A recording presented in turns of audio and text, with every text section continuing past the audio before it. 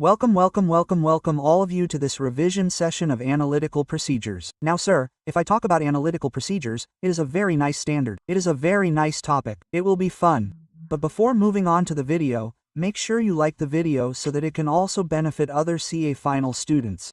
Do good and good will happen. So sir, if we talk about analytical procedures, when do we do it in audit? I said we always do it. If I talk about the beginning of the audit, then as a risk assessment procedure under SAW 315, I will tell you what analysis we do in it. What do? We take the financial statement, balance sheet and P&L and do a year-on-year comparison of each item. What percentage change came? Where there is more percentage change, where there is more variation, there is more risk of material misstatement. There you will have to do more testing. So, on the surface you just analyze where the risk can be higher by comparing the previous year data with the current year. Okay sir, then after that it says that you can do analytical procedure as a substantive procedure to get the evidence while doing the testing under SAW 520. And you can do it at the conclusion stage also at the end as per SA 520. So when we talk about substantive analytical procedure and conclusion stage, then here again 520 is applied. Okay sir, now let's talk first of all the most favorite topic, analytical procedure as substantive audit procedure. This can come. Now sir, how to do substantive audit procedure? So I asked you that we had a hotel here whose name was Yo Hotel. Okay sir, we have to estimate its revenue. What will be its expected revenue? So I asked the management what is the number of rooms. They said 100. What is the rent per day? 1,000. What is the number of rooms? 200 with 80% occupancy. So I said roughly their expected revenue should be 1.6 crores. Now sir, it is not necessary that the actual revenue be 1.6 crores. No sir, it will fluctuate a little. So I said okay, my judgment says it will fluctuate 10%. That means the actual revenue can be somewhere between 1.44 crores to 1.76 crores. I will accept a variation of about 16 lakhs. A variation of 16 lakhs is acceptable without any investigation. So sir, you have spent a very sweet time testing the entire revenue. You have gained comfort on the revenue. This is called substantive analytical procedure. So, whenever you use it as a substantive procedure, first of all you have to see the suitability of the analytical procedure. That for which assertion are you using this analytical procedure?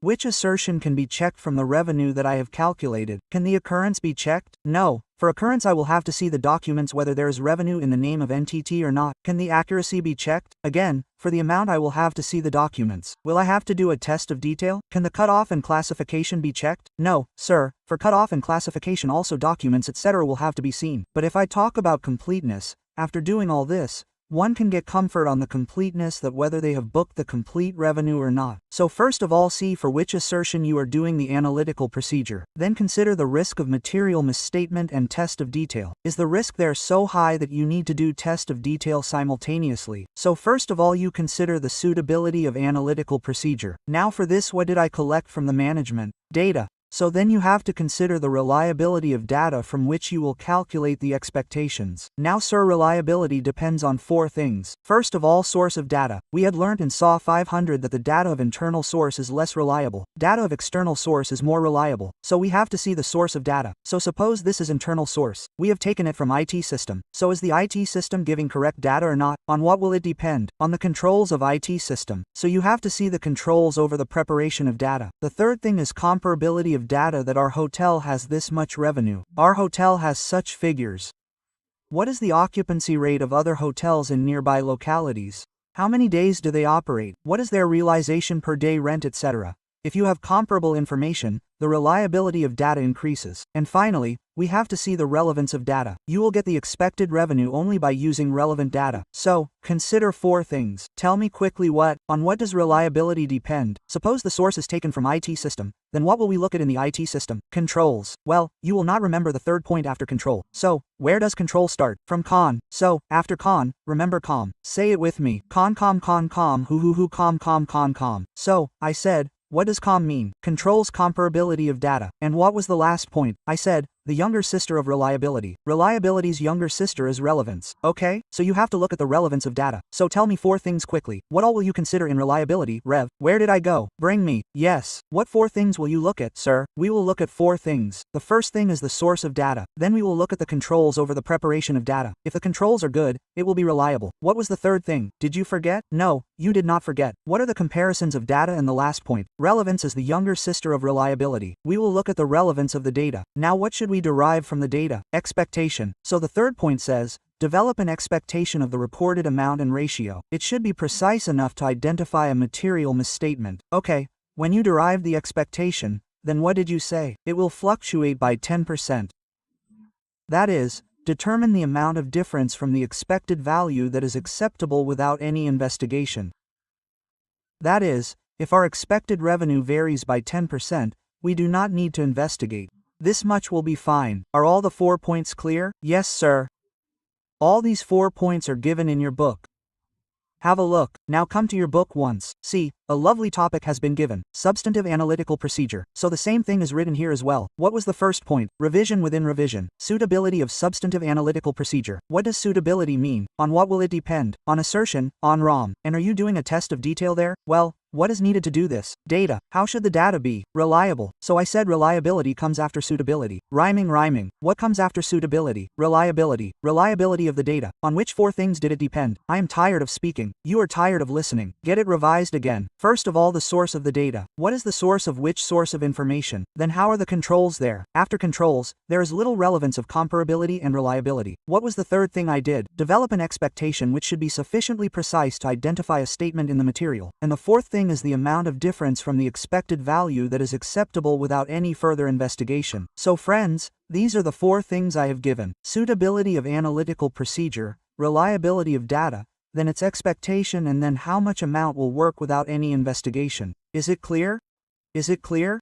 Is it clear? After this, Shubham sir said, let's move on to the next stage. All the children will enjoy looking at the board. What was our expected rental revenue? 1.6 crores. How much difference will be acceptable? 16 lakhs. Suppose the actual rental revenue is 2 crores. So what is the difference between 2 crores and 1.6 crores? 40 lakhs. Will 40 lakhs be acceptable? No. Here, we will have to investigate. Now, whose lane should we go to investigate? Management's lane. Inquire from the management and get the evidence about the management's response. So, it could be that the management generally used to work for 200 days. This time, there was a little more rush, so they worked for 250 days. Okay, sir. So, because they worked for 250 days, the revenue increased. So, now, you can obtain evidence regarding the 250 days they operated. Now, sir, can 2 things happen? Either the management is incompetent, it is neither giving a response nor giving evidence. So you do something else, alternate procedure, or the response which is being given with the evidence that is not adequate. So if that is not enough, then you do additional procedure. So this is what is written, that if management is unable to provide explanation or explanation with evidence is inadequate.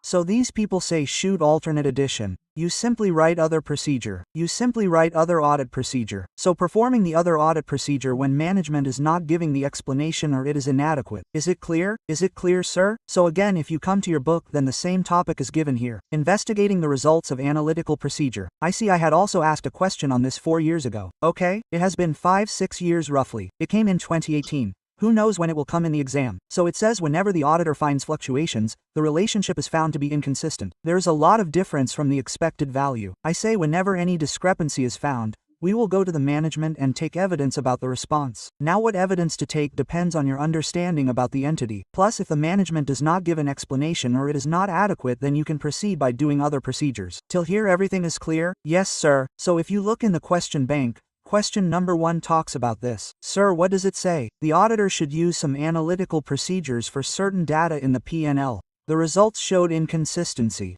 Who said inconsistency? What did you hear? Discrepancy. So whenever discrepancy is found, tell me what course of action to take. I said do not do anything. You have to investigate. The investigation points will be covered here. Is it clear? Is it clear, sir? Along with this, let's discuss a small topic on audit proclamation. Sir, if you want to estimate the payroll cost, how to calculate it? I said, there is nothing. Multiply the number of employees with their wages. But what is the wage of the employee? Then you will find out the total payroll cost. It is easy. It is easy, sir. Well, how will you find out the rental revenue? Now I taught you that whatever rental revenue is there, you can analyze it. How? You know the room rate, the number of rooms, the vacancy rate, how many people have been vacant and how many times. So, by using these somewhere or the other, you can also calculate the room rental. So sir, this is a very simple question. Just understand it once and then move on. All your questions are done. Just one small topic is left in the end. Overall analytical review, which we do at the conclusion stage. So, all the students who are doing articleship must have seen this thing in audit. For those who haven't seen it, I will tell them. Do you think that your partner, the engagement partner, sits and checks all the documentation? I said no.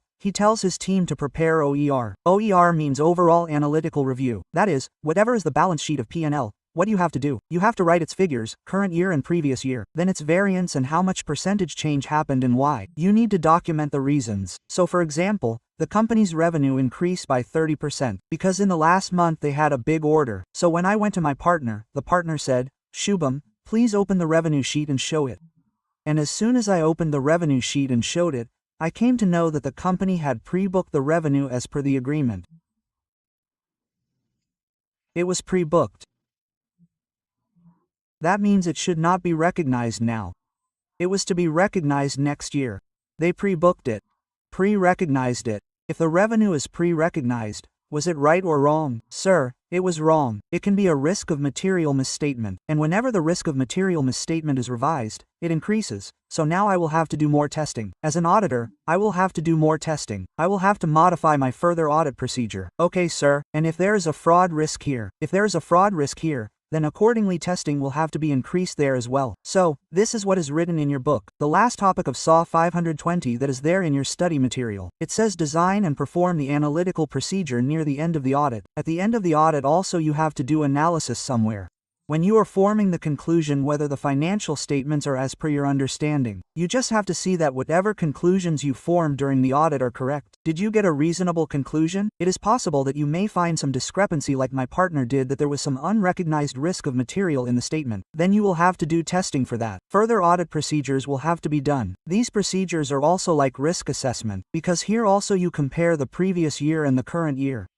Is it clear, boss? Is it clear, sir? So friends, your SAW 520 is completed here. It is a small and lovely standard. Its three main topics are given in the study material. Substantive audit procedures, how to use analytical procedure as a substantive procedure. The second thing that we cover here is investigation, and the third thing is analytical procedure at the end of audit. So here your whole SAW 520 is done. Thank you so much everyone for joining for this review. If you liked it, then do give it a like, and yes, comment and definitely no. And yes, stay subscribed to the channel for more such videos. We will meet again in the end of audit. Keep going all of you.